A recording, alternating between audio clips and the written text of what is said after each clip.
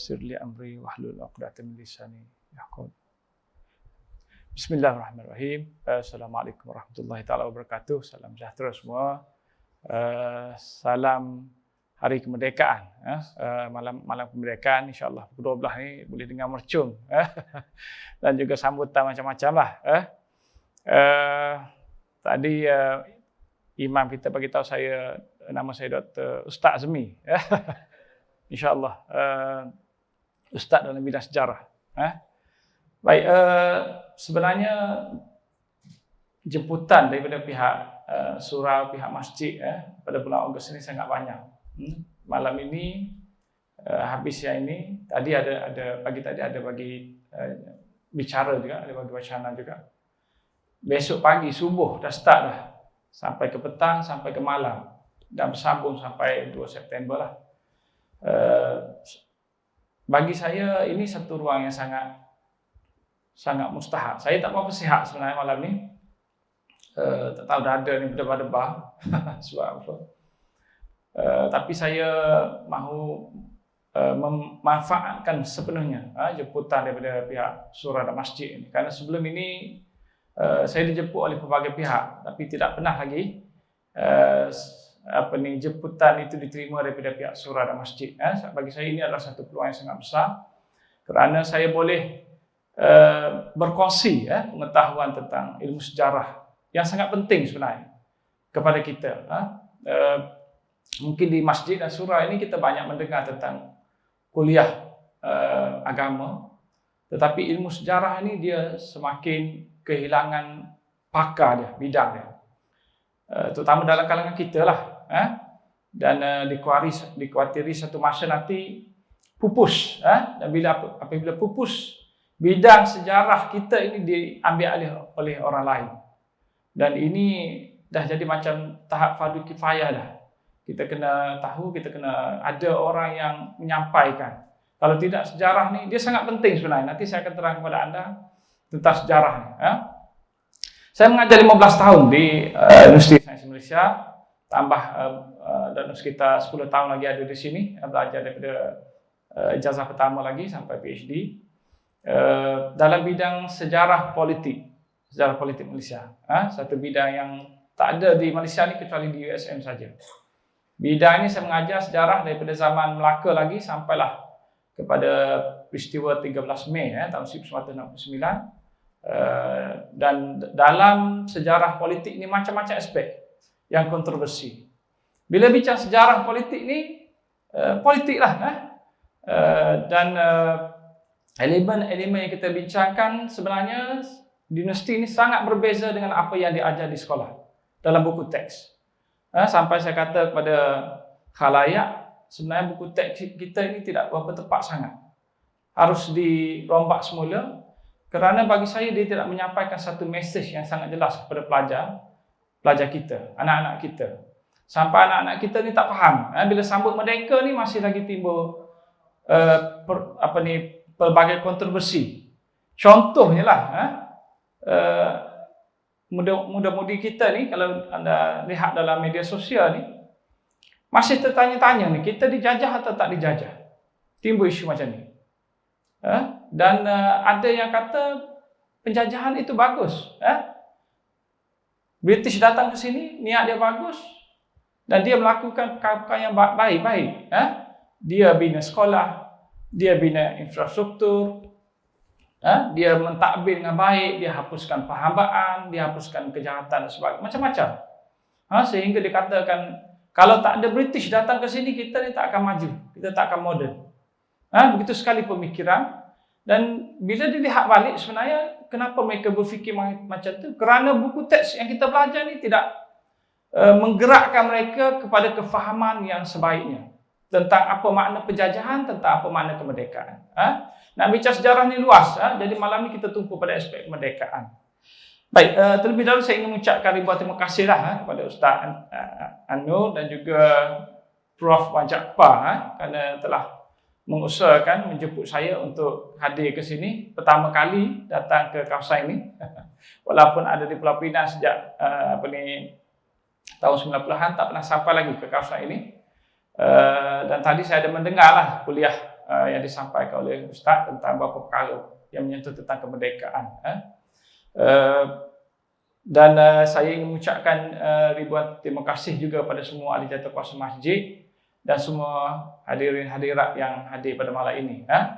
Saya minta sangat supaya anda dapat manfaatkan apa yang saya terangkan. Dan kalau ada elemen-elemen yang mungkin menyentuh perasaan ataupun rasa agak kritikal, rasa agak kontroversi, anda anggaplah itu apa yang saya sampaikan sebagai tidak benar. Sebagai ahli sejarah ni, saya tidak mengatakan apa yang saya kata itu sebagai muktamad, mutlak. Masih boleh, anda boleh petikaikan, anda boleh tak setuju dan sebagainya. Saya raikan. Cuma saya jelaskan macam itulah. Bila bincang tentang aspek sejarah politik ini, dia agak kontroversi sikit. Dan bila kita bincang sejarah kemerdekaan, sebenarnya bila bincang sejarah kemerdekaan ni, saya tahu, saya melihat anda ni rata-rata tidak tahu tentang sejarah yang sebenarnya. Bukan kita orang biasa ni saja.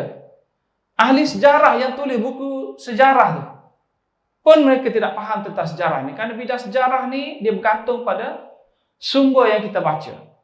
Banyak mana yang kita baca, rekod-rekod yang telah keluar dan sebagainya. Kalau tidak dibaca yang tu, dia akan tertinggal. Dan sejak tahun 1990-an, rekod-rekod sejarah kita tentang kemerdekaan, tentang zaman milenium, perubahan UMNO, persekutuan, darurat dan sebagainya, dia telah dikeluarkan dengan begitu banyak sekali di United Kingdom. Sejak tahun 1990-an lagi dah dikeluarkan di sana secara pukat, yang bila dibaca sumber-sumber ini, rekod-rekod ini, sejarah kita patut dah berubah. Dah berubah dah. Banyak perkara yang kita tidak tahu sebelum ini telah timbul, telah terbuka. Tetapi kalau kita lihat buku sejarah kita tidak begitu berubah sangat. Dan sejarah kita ni sangat bermasalah. Baik, pada malam ini saya dijemput untuk membincangkan aspek sejarah dari aspek kemerdekaan dan apa kaitannya dengan peranan Islam, terutama gerakan Islam di sini. Dan dalam aspek nak bincangkan tentang sejarah ini, sebenarnya ada banyak isu yang telah timbul pada hari ini, yang kontroversi, yang menimbulkan perdebatan. Antaranya ialah kita ni sambut merdeka ni 31 Ogos itu sebenarnya adakah 31 Ogos itu sahaja? Karena yang kita selalu ingatnya 31 Ogos. 31 Ogos tiap tahun kita sambut. Masa dahulu, masa tarikh itu dipilih, yang pilih tarikh ini bukan orang biasa. Ulama yang tentukan tarikh kemerdekaan ini. 31 Ogos ini diminta oleh Tunku Abdul Rahman supaya seorang ulama nama dia Syekh Abdullah Fahim untuk tentukan tarikh yang sesuai. Masa tarikh itu dipilih, kita zaman dahulu tak guna kalender Masihi ni. Tak guna lagi, kita masih lagi Jawi, kita masih lagi guna kalender Hijriah. Tarikh yang dipilih sebenarnya ialah 5 Safar 1377. Inilah masalah kita. Kita merdeka, kita tidak kehilangan jati diri kita. Kita tak tahu tarikh hijrah itu digunakan juga. Kalau tengok kalender yang dahulu, sebenarnya 5 Safar itu lebih besar daripada kalender Masihi ini. Tapi yang kita sambut 31 Ogos, kita lupa. 5 Safar 1445. Betul? Hijrah ni, betulkan saya kalau saya silap. Telah berlalu pada 22 hari bulan Ogos, 5 Safar. Dia patut diraihkan juga. Kerana itu adalah tarikh yang dipilih oleh ulama ni. Dia guna tarikh, dia guna takwim Hijriah. Kenapa dia guna takwim Hijriah? Abdullah Fahim ni, Syekh Abdullah Fahim ni, dia ulama dalam bidang ilmu falak.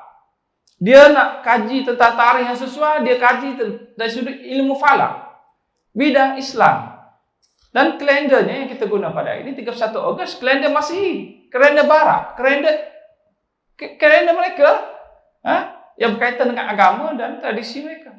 Jadi kita kena ingat 5 Safar ni, kena tahan dalam diri kita, terutama kita ni ahli masjid patut tahu. Tapi ramai yang tak tahu. Jadi dia telah berlalu.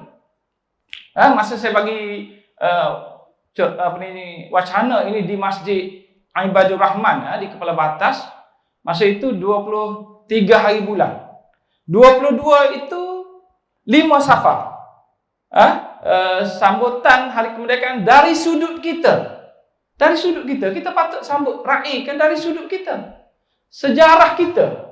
Kenapa kita raikan dari sudut orang lain? Dari sudut pemikiran orang lain, dari sudut tarikh, dari sudut budaya orang lain. Itu timbul persoalan. Besoknya daripada 23 atau 24 ni saya ingat sampai bila-bila. Kerana hari lahir saya. Tapi 24 hari bulan Ogos ni ada siapa yang ingat? 24 Ogos apa yang terjadi? Di sini, tadi Ustaz disebut tadi, sejarah dia. 24 Ogos ni apa dia? Tak berapa tahu, kita tak tahu. Kerana kita sebenarnya sejarah kita tak begitu sampai pada kita. Buku teks yang kita baca ni, dia ada sesuatu yang bermasalah. Nanti saya akan terangkan. 24 Ogos 1511. Tadi disebut. Apa dia? Melaka ditawar oleh Portugis. 24 Ogos jatuh. Kita sambut merdeka, kita berpesta, kita main mercun, konvoi motosikal dan sebagainya. Kemerdekaan kita ni kita lupa sejarahnya penuh dengan elemen darah yang tumpah. Tadi Ustaz sebut tak ada pertumpahan darah. Sebenarnya sepanjang sejarah ini banyak pertumpahan darah. Sejarah itu tak diterangkan kepada kita sepenuhnya. Tak diterangkan. Bagaimana British bunuh orang, bagaimana British tangkap orang, kejahatan British macam tak diterangkan dalam buku teks kita. Kalau anda baca balik buku teks kita, balik baca nanti. Kalau tak setuju, boleh telefon saya, Dr. Azmi, saya tak setuju. Ini ujar saya. Balik baca buku teks kita. Tingkatan 1 sampai tingkatan 5. British ini siapa? Dari sudut pandangan buku teks. British ini siapa? British ini kerajaan. British kerajaan kita. Bukan penjajah. Dalam buku teks kita, British ini kerajaan. Dia yang mentadbir, dia perkenalkan pemodenan, dia yang satukan, dia yang wujudkan persekutuan, dia yang berikan kemerdekaan. Kemerdekaan kita disebut oleh Ustaz tak melibatkan pertumpahan darah, maksudnya British beri. Dengan syarat-syaratnya. Dalam buku teks inilah yang disampaikan. Yang saya sering kritik. Sebenarnya British ni, saya sediakan teks banyak, tapi selalu macam ni lah teks saya. Nota saya tinggalkan. Bila kita baca buku teks, kita baca tentang peranan penjajah British. Anda cuba bayangkan, anak-anak kita ni penjajah apa maksud mereka? Mereka faham tak apa maksud penjajah? Faham tak maksud penjajah? Kita sendiri pun tak faham apa makna penjajah. Tanya saya pun saya agak-agak nak bagi tahu apa sebenarnya penjajah ni. Kita belajar dalam buku teks ni penjajah ni apa? Anak-anak kita yang belajar ni penjajah ni apa? Kita tak akan faham. Kerana ilmunya tak disampaikan dengan jelas. Penjajah-penjajah yang dimaksudkan ini, istilah yang lebih betul ialah pencuri. British ni pencuri, baru orang nampak. Nampak tak? Pencuri kita nampak ke tak? Nampak. Dia datang ke sini untuk tujuan apa? Untuk merampas kekayaan, itu saja British. Datang untuk cari kekayaan dan rampas bawa balik. Dalam proses untuk merampas kekayaan tersebut, dia buat macam-macam. Dia pergi tembak orang, dia buat perjanjian pada, dia tipu orang, dia lantik raja, dia lantik sultan. British ni berapa kali dia lantik sultan?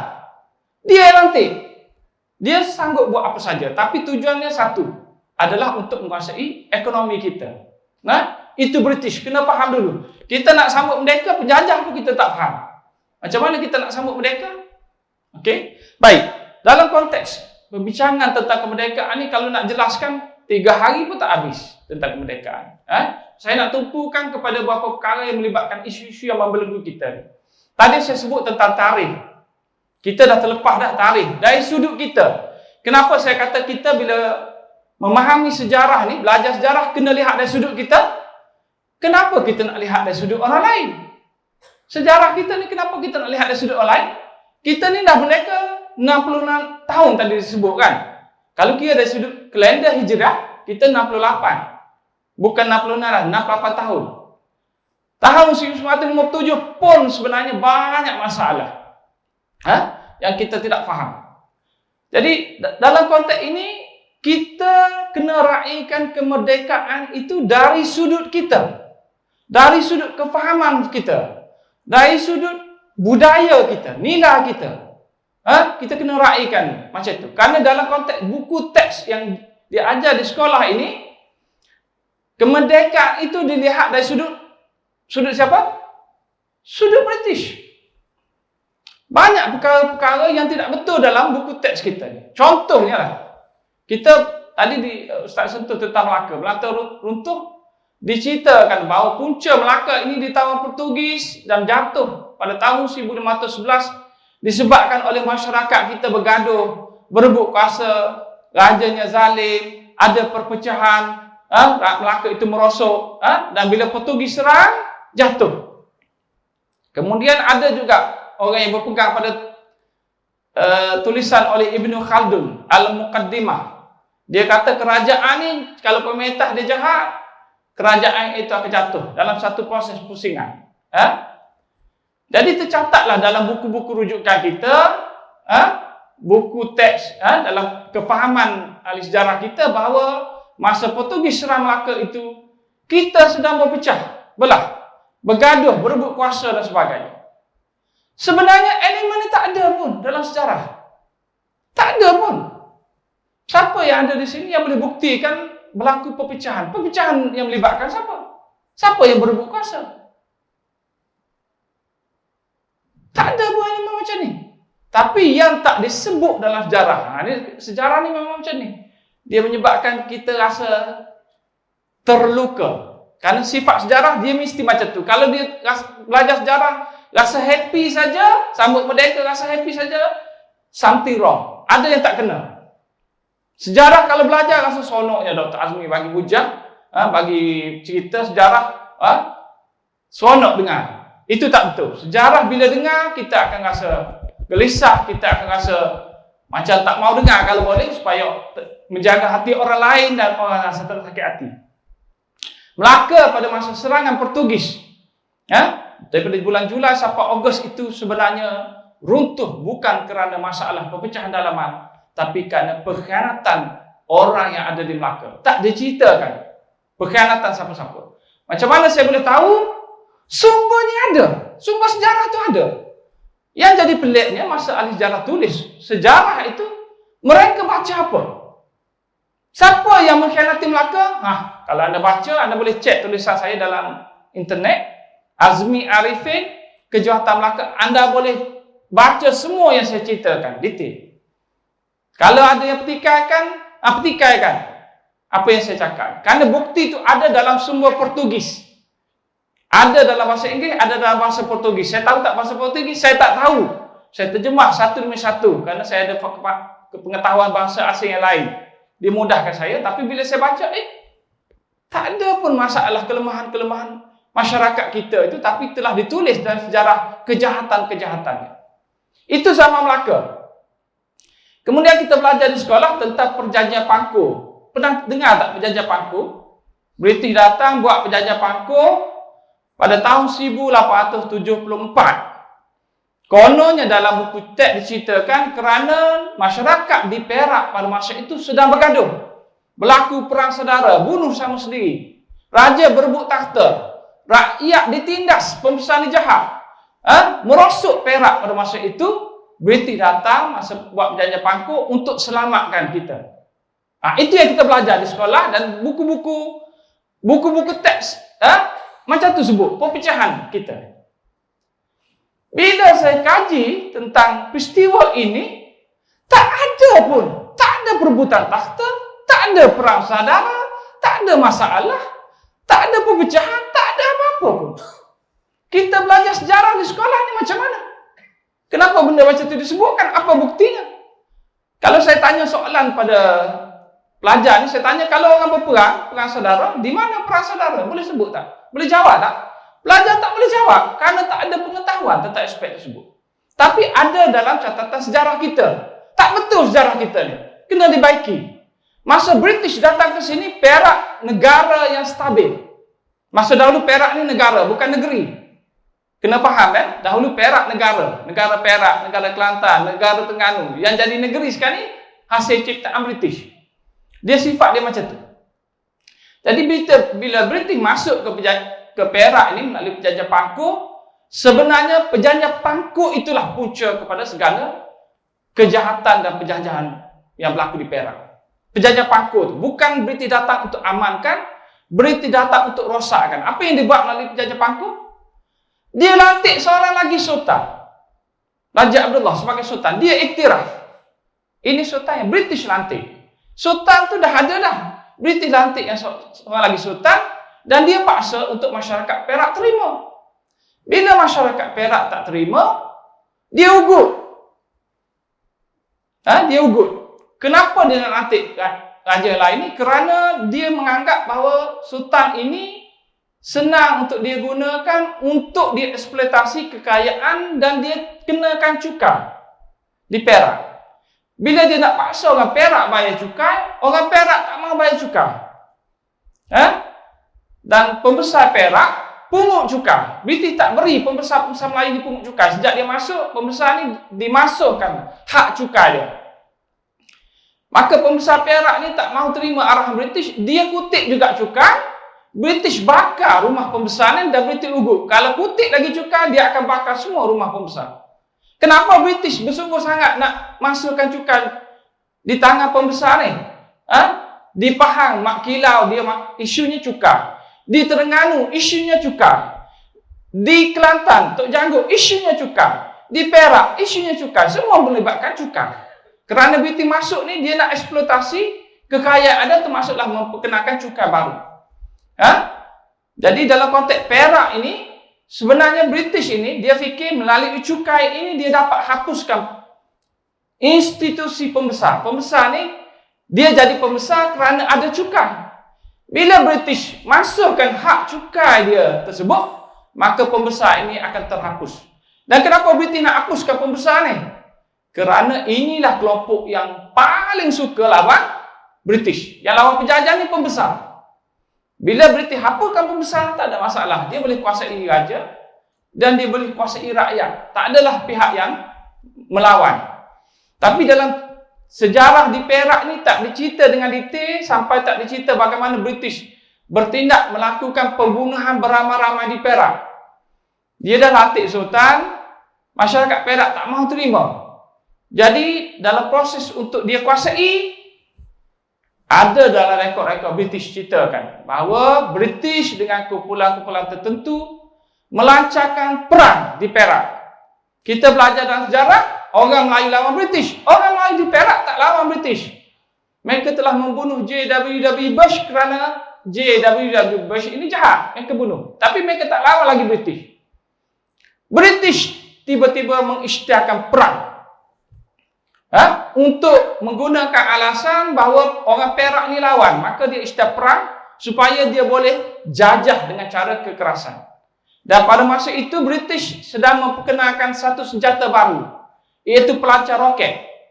Dengan mengambil tentera sepoi dari Hong Kong, dari India dan sebagainya, bawa ke sini. Mereka ini diberi peluang untuk tes pelancar roket. Dan pelancar roket ini digunakan untuk menembak kampung-kampung, bakar kampung. Bila ditanya kenapa mereka bertindak demikian, untuk clear hutan. Wanita, kanak-kanak dibunuh, melarikan diri daripada rumah mereka, mereka dibunuh dari belakang. Ada yang digantung di pokok. Cerita ni ada tak dalam buku teks? Pembunuhan beramai-ramai ni? Orang putih kaji. Ada dalam internet kalau anda cek. Tajuk dia Small Genocide, Perak and Sudan. Kenapa Sudan? Di Sudan pun ada British buat kerja macam ni. Bunuh orang beramai-ramai. Genocide. Ini genocide. Diajar tak di sekolah? Tak diajar, tak dimasukkan. Sebab itu saya kata, elemen-elemen kejahatan British ini tak diangkat. Elemen-elemen kebaikan British itu diangkat. Sampai dalam buku teks itu diceritakan, sebenarnya apa yang berlaku ialah British ini masa awal saja penjajah. Selepas itu British jadi kerajaan. Dia jadi baik. Dia yang perkenalkan macam-macam kemajuan. Dia yang takbir, dia yang akhirnya melakukan semua perkara sebagai kerajaan. Itu yang diterangkan dalam buku teks. Tak diceritakan bendanya ialah British ini sebenarnya penjajah dari dulu sampai ke merdeka tu. Dia penjajah. Dia buat apa saja pun dalam konteks untuk menguasai dan mengeksploitasi sumber ekonomi. Baik. Kemudian dalam konteks bila campur tangan British ini berlaku, masyarakat di sini bangkit menentang. Ini timbul isu pada hari ini. Cerita Mak Kilau baru ni dah dimasuk dalam tayangan filem tentang Mak Kilau. Kemudian digambarkan bahawa Mak Kilau ini pejuang dalam filem tersebut. Masyarakat kita belajar sejarah di sekolah. Bila dah dewasa, dalam fikiran mereka ialah Mak Kilau ini penjahat. Dulu dalam buku teks kita diajar mereka ini pemberontak. Tadi Ustaz dah sebut. Mereka ini pemberontak. Sekarang ni buku tak sebut lagi mereka pemberontak. Tapi disebut bahawa mereka ini menentang British kerana cukai. Kerana jawatan. Mereka lawan British kerana mereka nak pertahankan jawatan. Dan dengan cara itu, maka bila keluar filem Mak Kilau baru ni, adalah di Pulau Pinang ni yang kata, ini Mak Kilau ni sebenarnya bukan pejuang kemerdekaan, tetapi yang ada kepentingan diri. Mempertahankan hak cukai dan juga jawatan. Kemudian saya terfikir, apa salahnya kalau Mak Kilau yang mempertahankan jawatan dan cukai? Apa masalahnya? Itu hak dia, tak ada masalah pun. Tak negatif mana pun. Anda ada duit RM10, ada pencuri nak rampas. Anda pertahankan. Betul ke tak betul pertahankan RM10? Tak boleh kita kata, oh RM10 saja. Benda kecil saja. Berilah. Cuba anda bayangkan, kalau Tok Janggut, Mak Kilau, Datuk Bahaman, Abdul Rahman Limbun ni tak lawan British. Dia setuju dengan British. Dia subahat dengan British. Apa yang berlaku? Kita pada hari ini akan meludah mereka. Kerana kita akan kata apa? Kenapa tak lawan British? Kenapa kerjasama dengan British? Macam tu kita. Lawan tak betul, tak lawan pun tak betul. Kenapa dia jadi macam ni? Kerana sejarah kita ini negatif terhadap kita, positif terhadap penjajah. Tak nampak bahawa penjajah ni jahat, nampak yang lawan penjajah ni jahat. Dia macam tu. Timbullah perdebatan tentang perkara ini. Ada yang kata dia penting diri kerana pertahankan hak-hak dia ni seperti jawatan dan juga cukai. Hak cukai dia. Dia jadi negatif. Mau pertahankan hak itu, dia jadi jahat. British yang nak kenakan cukai itu tak muncul kejahatan dia. Itulah pada kurun ke-19, macam tu kita baca sejarah. Pergi lagi pada zaman seterusnya. Saya ringkaskan. British perkenalkan Malayan Union. Ini berkaitan dengan kisah kemerdekaan kita. British perkenalkan Malayan Union. Dalam sejarah diceritakan bahawa orang Melayu ini telah menentang British ini habis-habisan. Kerana apa? Dalam rancangan Malayan Union ini dia ada beberapa syarat British. Apa sebenarnya rancangan Malayan Union ini? Buku teks sebut British ini nak memperkenalkan satu pentadbiran baru. Pentadbiran baru bernama Malayan Union di mana British kekal kuasa di sini. Pada zaman Perang Dunia Kedua itu, selepas Jepun menyerah kalah tahun 45, 46, negara-negara lain yang dijajah oleh British ini diberikan kemerdekaan. Kenapa British terpaksa berikan kemerdekaan? Kerana British ini selepas zaman Jepun telah runtuh kuasa dia dan dia perlu bergantung kepada Amerika Syarikat untuk dapat bekalan senjata lawan Jepun. Maka dia berhutang dengan pihak Amerika. Dan Amerika ni dia tak suka British luaskan tanah jajahan kerana Amerika ni pun bekas tanah jajahan British.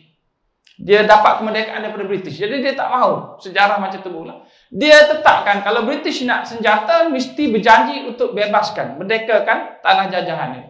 Maka British buatlah perjanjian disebut sebagai Piagam Atlantic Charter dengan pihak Amerika Syarikat dan Pertubuhan Bangsa-Bangsa Bersatu. Buat perjanjian. Perjanjian apa? Berikan kemerdekaan pada seluruh tanah jajahan. Tapi setelah rantau ini, Sri Lanka, India, Indonesia, Burma, Pakistan, semua dapat kemerdekaan tahun 45, 46, 47, 48 tersebut. Tiba-tiba British tak mahu berikan kemerdekaan pada tanah Melayu. Tak mahu beri dia. Dia perkenalkan satu projek baru dikenali sebagai Malayan Union. Apa benda Malayan Union ni? Malayan Union ini ialah British mahu ambil alih semua tanah Melayu secara bukan letak di bawah Ratu British di England. Itu Malaysia.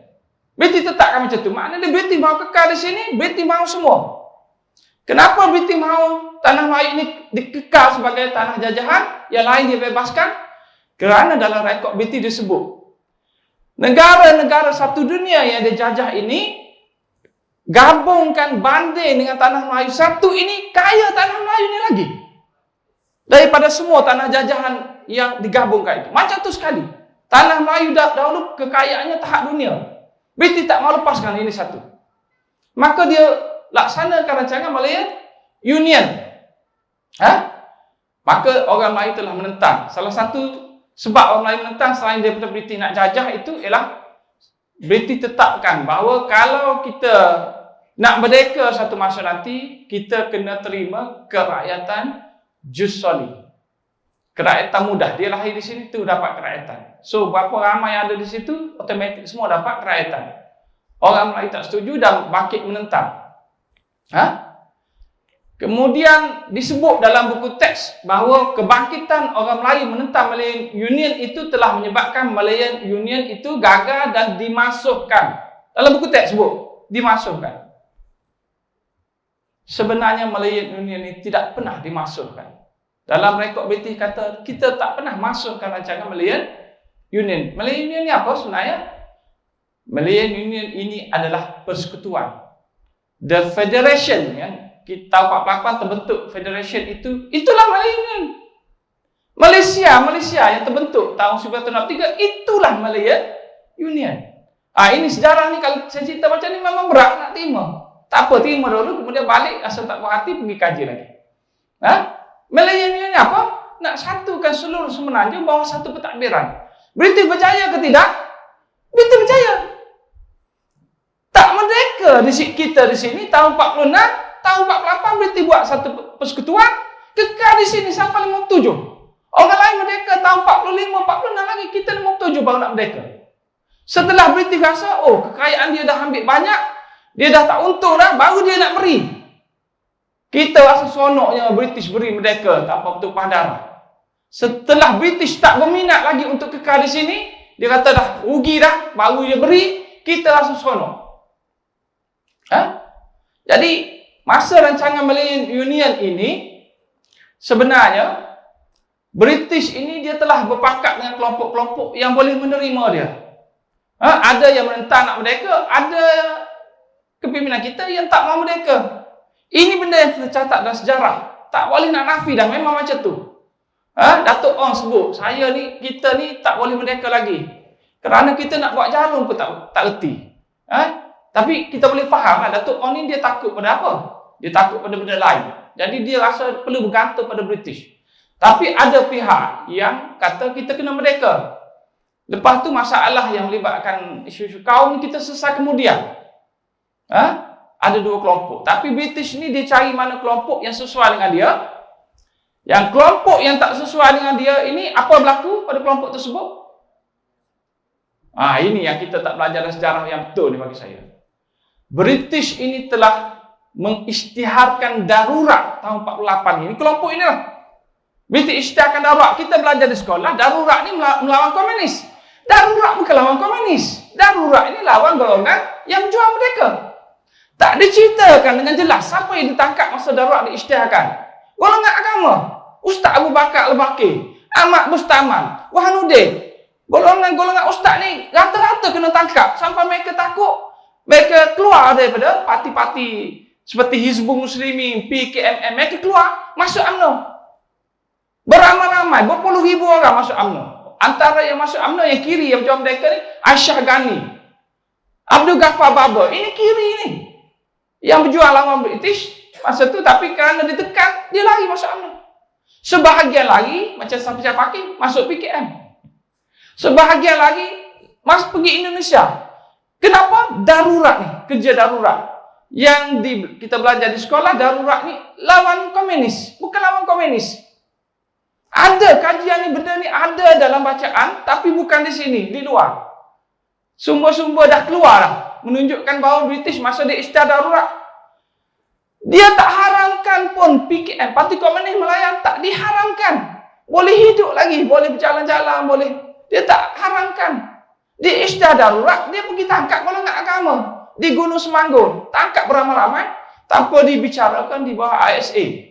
Kenapa ditangkap tak dibicarakan? Kalau bicarakan mereka bukan komunis, mereka bahkan anti komunis. Tapi British tak mau bicara, British tangkap ramai-ramai. Kenapa British tangkap mereka ni?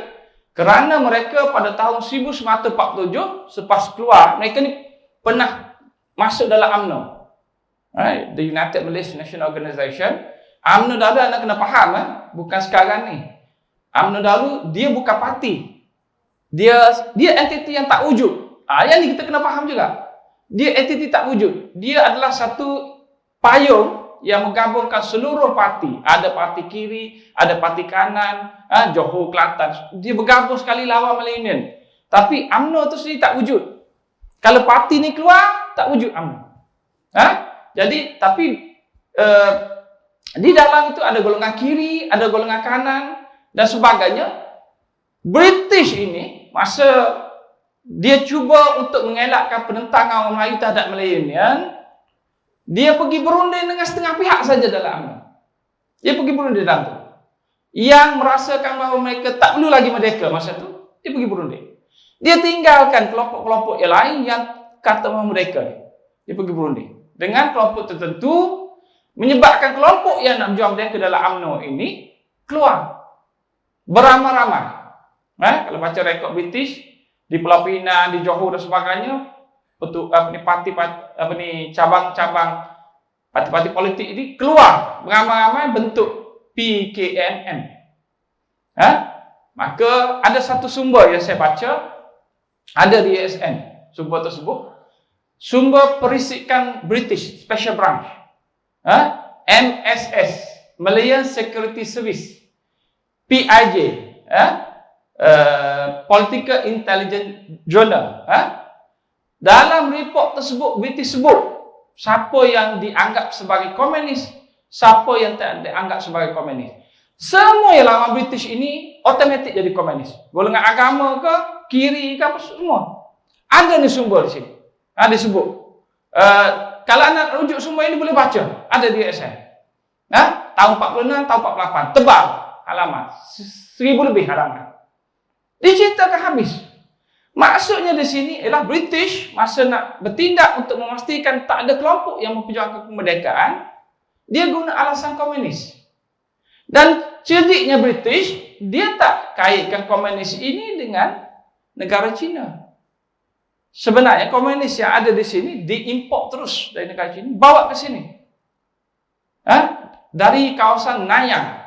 Asal nama PKM ni, Parti Komunis Malaya, asal nama dia adalah Nanyang Provincial Communist Party. Dibawa dari sana terus ke sini untuk matlamat dia menubuhkan sebuah cabang negara komunis di sini. Nak jadikan Malaya ini sebagai cabang pada negara komunis sana. Perjuangan dia bukan merdeka. Orang yang kata perjuangan merdeka, dia tak pernah boleh buktikan dia berjuang merdeka. Mereka cakap saja, mereka tak pernah buktikan. Mereka tak pernah tulis pun. PKM ni, tuntutan dia bukan merdeka. Nak tubuh negara komunis, cabang pada komunis Mbang. Dan dalam konteks ini, komunis ini kiblat dia negara China. Tapi British ini dalam usaha untuk memastikan masyarakat dunia, PBB, Amerika ini tidak bertindak ataupun marah kepada usaha dia untuk isytihat darurat, dia kaitkan komunis di sini dengan Soviet. Masa tu perang dingin. Amerika ni bila dengar Soviet je mesti takutnya. Mesti marah, mesti tak suka. Jadi dia tuduh komunis macam-macam orang yang lawan dia ni sebagai komunis Soviet. Maka dengan itu Amerika pun benarkan darurat itu diisytiharkan. Baik, kita belajar dalam buku teks ini, sejarah jadi pelik. Kalau kita belajar dalam buku teks, British lawan komunis. Dan dalam buku teks menggambarkan British ini sudah jadi hero kerana menyelamatkan kita daripada ancaman komunis. Jadi pelik. Dia tak kait tajuk darurat itu dengan Malayan Union itu. Sebenarnya apa yang berlaku ialah cerita daripada zaman Malayan Union sampai Merdeka 57. Ceritanya ialah bagaimana British menghadapi kelompok-kelompok yang menuntut merdeka membanteras mereka. Apabila British menyediakan darurat tahun 48, tak ada dah kelompok yang menuntut mereka. Semua orang takut dah, tak berani. Tak adalah perjuangan, dah runtuh dah perjuangan mereka. Maka di situ British telah berjaya menguasai tanah Melayu dan kekal sampai 1957. Saya kata tadi, British tahun 57, dia beri kemerdekaan kepada kita. Betul, dia beri. Apa makna tahun 57 pada kita ni? Kita macam, sonok, sambut. Merdeka 57 ini, kita dah merdeka dah daripada penjajahan. Siapa yang kata kita merdeka daripada penjajahan? Buku teks kata, kita merdeka daripada penjajahan. Kemerdekaan yang macam mana tahun 57 yang British beri ni? Kemerdekaan macam mana? Adakah kemerdekaan itu mutlak? Kita sudah dapat balik semua hak? British beri semua hak? British tak ada lagi di sini? British masih ada di sini tahun 57 sampai 63 pembentukan Malaysia ada lagi di sini. British tak pergi. Kemerdekaan 57 ni kita ni sangat bermasalah yang kita sambut sekarang. Bila British nak beri kemerdekaan, dia letakkan syarat. Okey, kalau nak merdeka, mesti terima kerakyatan yang semua ada di sini. Maka kita terima hampir 2 juta orang secara jusuali dua kerakyatan. Di sana satu, di sini satu. Macam tu sekali kemerdekaan kita ni.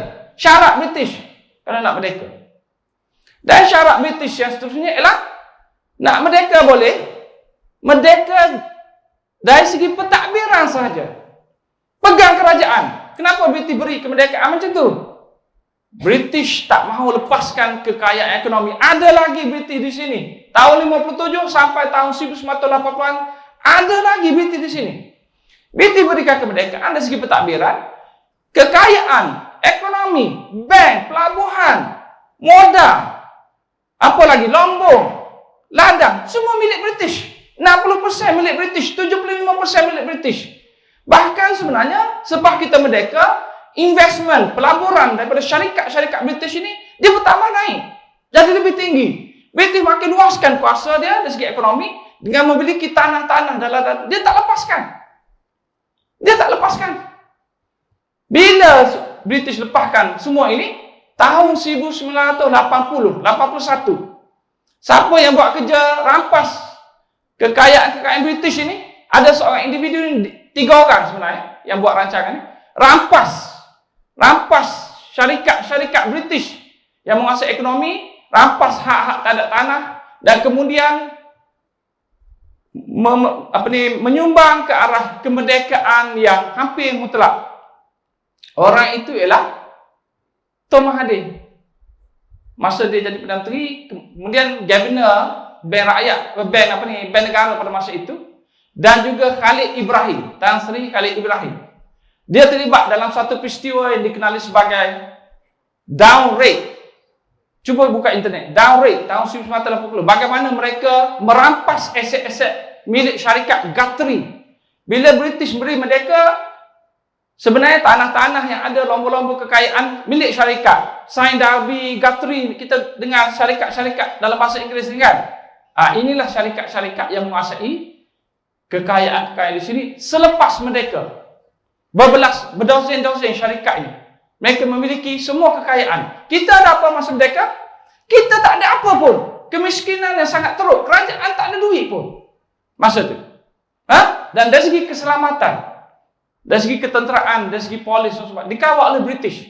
Kerana masa kita merdeka tersebut masih lagi dalam era darurat. British tak lepaskan. Maka apa kemerdekaan kita? Itulah yang kita duk raih-raih ni tanpa kita memahami tentang bagaimana teruknya kita mencapai kemerdekaan. Tapi tak apalah, kita merdeka juga. Tapi pelbagai syarat. Kemerdekaan apakah yang kita perolehi ini dengan penjajah meletakkan syarat kepada kita untuk kita patuh. Kemerdekaan macam mana? Kita ni diberikan kemerdekaan ke atau kita masih dijajah? Terpulang pada anda taksir macam mana? Diberi kemerdekaan, hak tak diberi. Keutamaan kita sebenarnya bukan pentadbiran. Kerana British perlu berikan kemerdekaan, British kata, kita tak perlu dah nak takbir tanah Melayu. Rugi takbir tanah Melayu ni. Banyak kena keluarkan duit. Jadi kita beri orang Melayu, nak sangat ambil pentadbiran ni, merdeka, pegang hak pentadbiran, tanggung. Ekonomi kita tak beri. Punya jahatnya British. Kena ada istilah macam tu. British ni jahat, British ni tak guna. Ada dalam buku teks kita sepanjang masa. Kerana memang British sifat dia macam tu. Sangat jahat ni. Saya pergi, hari tu saya ada pernah dengar ceramah. Orangnya hebat lah di Pulau Pinang ni. Seorang ustaz disebut apa? Dalam kalangan penjajah-penjajah yang datang ke sini, Portugis, Belanda, Jepun, British, dia kata British inilah yang paling baik sekali. Tak bunuh orang, tak keras pada orang, bantu orang, buat macam-macam. British paling baik. Kenapa jadi macam tu? Kerana dia tak baca cerita-cerita kejahatan British. Tak sampai pada dia. Anak-anak kita macam tu lah. Belajar buku teks, ceritanya British tak jahat. Awal-awal je British jahat. Kemudian British buat pembaharuan. Contoh saya bagi tahu buku teks. Selalu saya kritik buku teks ni. Kerana bagi saya, acuan yang ada dalam buku teks ni, bila kita baca keseluruhan, tak jelas apa sebenarnya mesej yang cuba dibawa dalam buku teks ni. Nak tunjuk apa sebenarnya? Pelajar kita baca banyak-banyak fakta ni untuk tanam semangat apa dalam jiwa mereka. Kalau baca buku teks disebut bahawa buku teks ni berhasrat untuk menanam semangat patriotik dalam kalangan pelajar. Patriotik yang macam mana British jadi baik? Kenapa saya kata macam tu? Kenapa saya kata British ni jadi baik? Anda tengok buku teks kita. Saya ambil contoh, buku teks tingkatan 3. Dalam tajuk-tajuk buku teks tingkatan 3, yang ni yang paling menonjol sekali. Paling saya tak setuju ni. Tajuk yang pertama, negeri-negeri selat. Strait Settlement. Pernah dengar tak? Negeri-negeri selat, Singapura, Pulau Pinang, Melaka, negeri-negeri selat. Negeri-negeri selat ni apa? Ada tak dalam sejarah kita? Tak ada negeri selat dalam sejarah kita ni. Ini dalam file British, dalam pemikiran penjajah. Kita belajar negeri selat ni buat apa? Bila kita belajar negeri selat, kita belajar British ni menjadi pentadbir. Sebenarnya negeri selat ini adalah pusat penjajahan British. Di mana British campur tangan, British pergi lancar perang, British jajah dan sebagainya di negeri-negeri selat ni. Tapi kita belajar dalam buku teks negeri-negeri selat. Maka isi dia cerita tentang British takbir tu, British buat ini, British buat ini. Kemudian tajuk yang kedua adalah negeri-negeri Melayu bersekutu. Apa benda negeri Melayu bersekutu? Setengah negeri seperti Selangor, Pahang, Perak, Sembilan sebagainya disatukan, disebut sebagai negeri Melayu bersekutu. Tak wujud negeri Melayu bersekutu ni dalam sejarah kita. Ini bukan sejarah kita. Bukan sejarah kita. Ini sejarah British. Satu lagi, lompat lagi kepada negeri-negeri Melayu tak bersekutu. Tajuk dia yang ketiga. Apa maksud negeri-negeri Melayu tak bersekutu dalam buku teks ni? Negeri-negeri yang tak dijajah, negeri merdeka. Tak disebut negeri merdeka ni. Negeri-negeri tidak bersekutu. Masih dilihat dalam konteks British. Kemudian dia pindah kepada Malayan Union. British. Dia pindah pada persekutuan, The Federation. Nama asal dia The Federation of Malayan Union. Sebab tu saya kata persekutuan tu Malayan Union. Nama asal dia The Federation of Malayan Union. Malayan Union, tapi British tolak ansur dengan pihak yang menentang. British tanya, kamu mahu apa sampai kamu lawan? Maka mereka kata kami mahu ni. Maka British beri. Dan mereka ini berikan hak pada British untuk kekal di sini. Itu tolak ansur yang menyebabkan persekutuan tanah Melayu itu terbentuk. Kemudian dicerita lagi darurat. Itu buku teks tingkatan 3. Daripada negeri selat, Melayu bersekutu, tidak bersekutu, Malayan Union, darurat. Di hujung sekali dia bincang macam mana orang Melayu, masyarakat pribumi lawan British. Cuba anda fikir balik. Cuba hayati balik buku teks ini. Dia nak cerita apa sebenarnya? Dia nak cerita kita ni jahat. Masyarakat pribumi ni jahat. British dah tak habis elok dah. Kenapa pembaharuan, penyatuan apa semua. Kita lawan. Ini bukan sejarah kita. Sejarah kita tak kait dengan British pun. Dia patut cerita kita di hujung British. Tapi sejarah yang kita belajar British. Sampai Anda lihat sejarah yang kita belajar pada hari ini, cuba buang British daripada sejarah kita. Cuba buang. Boleh tak kita buang British daripada sejarah kita? Tak boleh. Ini sejarah yang pelik. Ini bukan sejarah kita, ini sejarah British, saya kata. Hanya untuk sesuai dibaca oleh orang British. Darurat, buang British. Tak boleh jadi darurat. Millennium, buang British. Tak jadi millennium. Perjanjian Paku, buang British. Tak boleh jadi perjanjian Paku. Perjanjian Bangkok, buang British. Tak boleh. Persekutuan, buang British. Tak boleh. Merdeka, buang British. Tak boleh. Mesti ada British di situ. Karena sejarah kita sebenarnya dia menceritakan aktiviti British di sini. Yang ni yang saya kata peliknya. Kita belajar sejarah tentang apa yang British buat. Di sana sini British buat itu, buat ini. Yang kita ni jadi apa? Jadi aktor sampingan.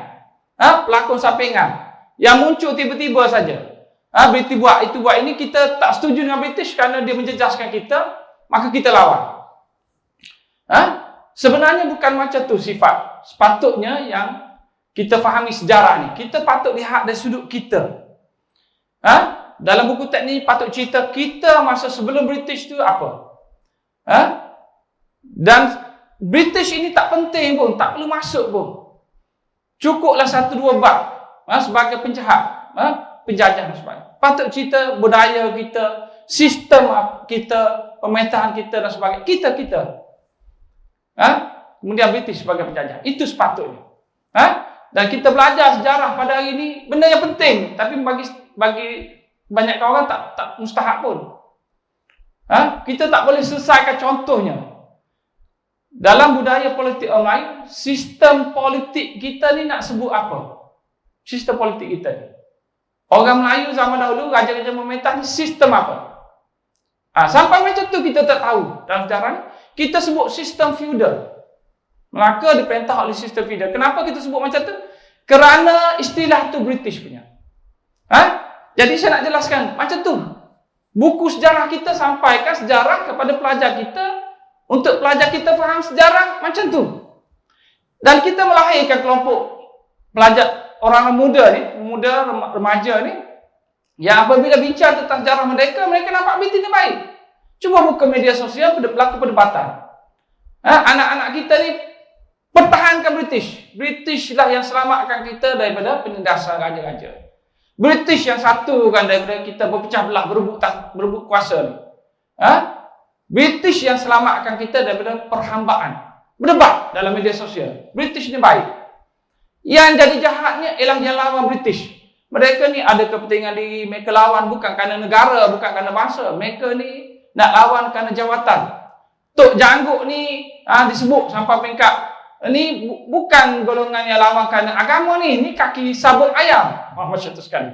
Bila kita baca. Sangat buruk, sangat negatif. Kerana sejarah itu tak diajar menjelaskan British ini sebagai buruk dan jahat. Sekejap saja British jahat, kemudian jadi baik. Dan British jadi hero ni kenapa? Kerana lawan komunis. Itu yang paling penting sekali. Tak diceritakan masa darurat itu British sebenarnya menangkap golongan-golongan agama dan golongan kiri yang menuntut merdeka dihapuskan. Tahan bertahun-tahun, ada yang keluar saja meninggal sebab itu. Uzur. Dan kemudian selepas itu tak ada lagi pihak menuntut merdeka, barulah British berunding macam mana nak beri kerajaan sendiri dan beri kemerdekaan. Dan hapuskan kelompok yang tuntut merdeka. Kenapa British hapuskan kelompok ni? Kalau kelompok ini yang dapat kemerdekaan, bukan negara yang British mahu bentuk. Dia tak mahu tanah Melayu ini jatuh ke pihak yang anti-British kerana kepentingan ekonomi yang ada pada masa itu. Dia perlu memberikan kuasa itu pada kelompok yang serasi dengan dia. Itu dari sudut pandangan British. Jadi dia ukur-ukur kelompok mana yang rasa sesuai, maka dia cuba bertolak ansur. Dia bincang, berunding. Dan proses ini sebenarnya menjelaskan dari sudut perjuangan kemerdekaan kita ni sebenarnya perjuangan yang sangat menumpahkan darah. Dari zaman Melaka lagi, menumpahkan darah sampai tahun 48 itu sebelum mencapai kemerdekaan, penuh dengan kekejaman British. Yang perlu ada dalam buku teks kita. Tak ditonjolkan, elemen kejahatan tersebut tak dimasukkan. Patutnya macam tu. Patut kejahatan itu yang diangkat lebih dalam konteks untuk menjelaskan tentang British. Okey, baik. Satu aspek lagi yang saya nak terangkan di sini, saya nak ringkaskan, takut panjang sangat. Dah pukul apa dah ni? 10, 40 dah. Saya nak tutup dah. Ada dalam konteks perbincangan ataupun catatan buku teks kita, golongan yang paling terpinggir dalam sejarah ialah kelompok agama. Cuba buka buku teks. Golongan agama ni langsung tak dapat tempat. Yang ada dalam buku teks dia cerita sikit saja, iaitu kaum muda. Dia cerita sikit saja. Tu pun dia kata kaum muda ni orang Melayu tak sokong. Kerana membawa idea pembaharuan yang orang Melayu masa tu tertutup lagi. Orang Melayu ni konservatif, tradisional. Pemikiran dia tidak begitu maju lagi. Dia tak boleh terima idea-idea pembaharuan. Siapa yang kata macam tu? British. Digambarkan golongan agama ni masyarakat tak sokong. Tapi bila dikaji balik, saya kaji, saya dapati golongan ini pengaruh dia sangat besar. Dan sejarah dia, patut saya bincang mereka ni di sini. Sejarah dia bermula sejak perjuangan orang Melayu menentang Siam untuk membebaskan Patani daripada penaklukan Siam. Golongan ulama ini sudah pun bersatu, sudah pun mengangkat perjuangan kemerdekaan itu daripada awal tu lagi. Kemudian perjuangan menentang Siam yang menguasai Kedah. Masyarakat di Kelantan, di Terengganu, di Kedah, di Patani bersatu di bawah pimpinan ulama. Daripada pondok ke, daripada Mekah ke, ada nama-nama seperti Palimbangi. Siapa Palimbangi ni? Ulama. Dari mana maksud dia Palimbangi? Dari Indonesia. Kebanyakan sejarah kita ni perjuangan-perjuangan yang terbentuk di sini asalnya dari Sumatera. Samsiah Fakih dari sana. Ahmad Bustaman dari sana. Burhanuddin dari sana. Kelompok-kelompok kiri dari sana, kelompok agama dari sana, kelompok komunis, Tan Melaka ke, Mukhtaruddin Langsung, semua dari sana. Kenapa berlaku macam tu? Masa berlaku kebangkitan masyarakat di Sumatera menentang Belanda, dan perjuangan seperti Diponegoro misalnya, Perang Padri, mereka melarikan diri ke sini. Golongan-golongan agama di peringkat awal lagi mereka melarikan diri ke sini. Dan daripada sinilah mereka memperjuangkan kemerdekaan lawan penjajah, Siam, British dan sebagainya. Mereka ni lah. Daripada perjuangan memperjuangkan kemerdekaan Patani dan Kedah itu, dia bersambung dengan golongan ulama yang mendirikan pondok-pondok. Perjuangan-perjuangan seperti Tok Janggut, Abdul Rahman Limbo, ulama. Abdul Rahman Limbo memang betul ulama. Datuk Bahama Mak Kila, walaupun perjuangan dia asal dia bukan bersifat agama, tapi akhirnya dia jumpa dengan Tok Guru Palung, ubah perjuangan jadi perjuangan agama. Dan kelompok-kelompok ini dalam perjuangan dibanteras dengan kekerasan habis-habisan oleh British. Sampai menyebabkan tahun 1900 tu tak ada dah pihak yang boleh menentang British. Maka masyarakat Melayu pada masa itu fikir mereka dah tak boleh lawan British. Tak ada kepimpinan dah. Pembesaran dihapuskan, tak ada orang dah. Siapa yang menggantikan kekosongan ini? Masyarakat kepimpinan bukan Melayu lagi. Ada dari Indonesia, ada dari Turki, ada dari Arab, ada India Muslim. Bergerak dalam bentuk perjuangan kaum muda. Perjuangan kaum muda inilah sebenarnya yang telah melahirkan kelompok kiri dan kelompok kanan. Kalau tak ada golongan kaum muda ini dalam sejarah perjuangan kemerdekaan, tak ada perjuangan kemerdekaan. Tak ada Samsiah Fakih, tak ada Burhanuddin, tak ada Ahmad Bustaman, tak ada semua ni. Kenapa? Kerana golongan agama inilah yang menjadi penggerak dan pelopor kepada kebangkitan golongan-golongan kiri, golongan kanan yang menuntut merdeka ini. Peranan mereka besar sangat, pelopor, penggerak. Yang pertama sekali, lawan penjajah dan menggerakkan kesedaran. Tapi dalam buku teks, kita ada tak peranan mereka? Tak ada. Tenggelam. Kerana ditupu pada kelompok kanan dan kelompok kiri. Yang tengah ni tak ada. Dan mereka ini golongan agama, kalau anda baca sumber-sumber British, begitu ditekan dengan begitu hebat. Pergi dengan kuliah agama pun penuh dengan special branch. Cakap politik sikit boleh ditangkap, boleh dibuang daerah. Golongan agama. Akhbar, ada undang-undang yang telah ditetap oleh British menghalang masuk sebarang akhbar, sebarang majalah dari luar yang cerita tentang perjuangan gerakan khilafah, golongan Islam bangkit dan sebagainya di luar, disekat terus. Semua aktiviti mereka disekat. Sampai mereka ni, golongan agama tak boleh terlibat dengan mana-mana parti politik. Tak boleh. Orang lain boleh tubuh. Golongan agama tak boleh langsung. Sekatan sangat kuat. Tiba-tiba tahun 1914 berlaku satu peristiwa di Singapura di mana sepoi-sepoi Muslim, sepoi-sepoi India yang Muslim bangkit lawan British. Berita ini tersebar sampai ke Kelantan, berlaku kebangkitan Tok Janggut. Macam tu sekali. Orang Melayu ni dia tunggu bila British ni rasa lemah, dia bangkit. Kerana dia mengharapkan British pada masa itu dapat dikalahkan. Itu kebangkitan Tok Janggut. Tetapi yang saya nak jelaskan di sini, gerakan agama langsung tak diberikan peluang.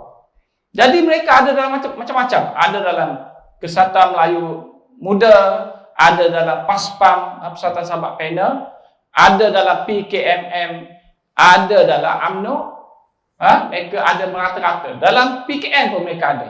Orang seperti Syamsiah Fakih. Syamsiah Fakih ni madrasah. Produk madrasah. Tapi masuk dalam PKM. Rejim ke-10. Ada golongan agama. Dia merata-rata. Dan akhirnya pada tahun 1948 yang saya kata darurat tu, mereka telah menubuhkan satu organisasi yang menuntut perjuangan kemerdekaan sebagai sebuah parti politik. Mereka tubuh. Akhirnya kerana mereka rasakan British ni dah tak buat apa-apa dah. British tak boleh buat apa. Mereka tubuh satu organisasi, nama dia Hizbul Muslimin. 3 bulan sahaja sempat ditubuhkan, British terus menangkap mereka. Berpusat di Gunung Semanggur, Perak. Secara besar-besaran, dan British isytiharkan darurat. Darurat yang saya kata ni bukan kerana komunis, tetapi kerana mereka tertera dalam laporan British. Tertera, ada jelas. Dan komunis yang kita belajar, yang menakutkan, mencabar British ini, sebenarnya dia tak kuat pun. Dia tak disokong oleh orang Melayu. Orang India tak sokong dia. Orang Cina pun tak sokong komunis. Dia ada keahlian seramai 12,000 orang bahagi 9 buah negeri. Berapa orang? Di Kelantan adalah 30 orang. Komunis ni, dia tak kuat. Dia tak boleh cabar British. Tak menakutkan British.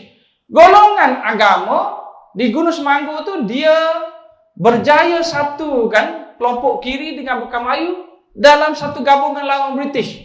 Disebut sebagai Putera EMCJA. Dia gabung dan melancarkan harta. Pernah dengar tak harta? Dia lancarkan harta lawan British. Kelompok ini ada beratus ribu orang. Yang inilah yang ditakuti oleh British. Maka British isytihar darurat, inilah sasarannya. Inilah sasaran. Bukan komunis tu. Komunis itu jadi kambing hitam. Bukan saya kata ni.